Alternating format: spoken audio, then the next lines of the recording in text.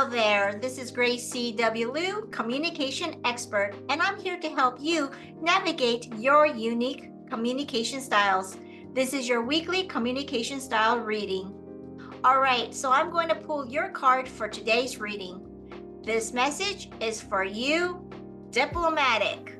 If you are unsure about your unique communication style, then you will need to click on the link in the description box below to take the quiz that will identify your unique communication style.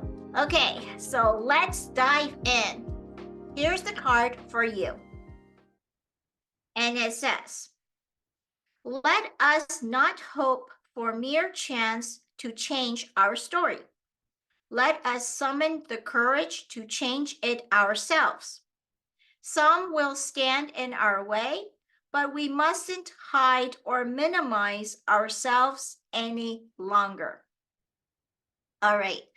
So for you, diplomatic, you are willing to share your ideas and thoughts and feelings in your communication, as well as listen to other people sharing their thoughts, feelings, and desires as well.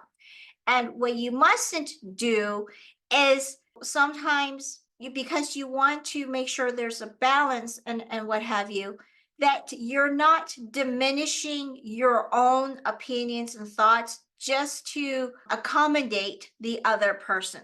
You know, sometimes somebody might, of course, disagree with you. You understand that sometimes in communication, a person can disagree with your opinions and thoughts and all that, and you get that. And then it's because sometimes you want to find that middle ground and that balance, you might tend to maybe, and I'm not saying all diplomatics do this, but for some of you might say, okay, well, then I'll just keep quiet here and not share, which is fine.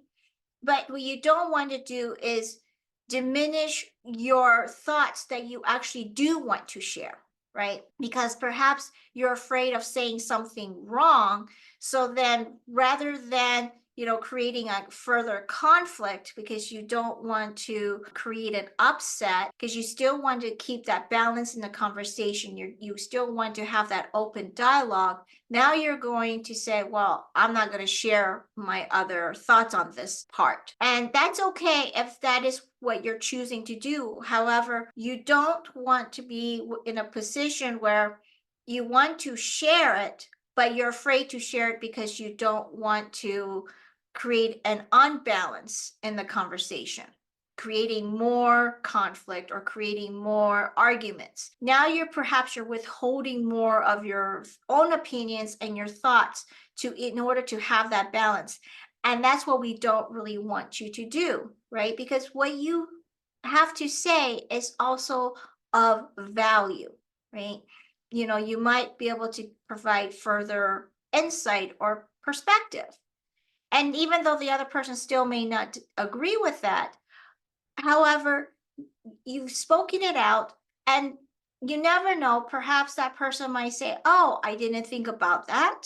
May not still agree with you, but now you're sharing a different perspective that perhaps the other person did not think about, right? We want you to feel empowered in sharing your thoughts, feelings, and ideas, whatever it is, still when you want. So again, it's about making sure that you're choosing whether or not to share based on what you want to do, right? Not because of some fear. And that's what we want. All right. So that's kind of what I'm feeling for this message here. Okay. So this is my unique card deck.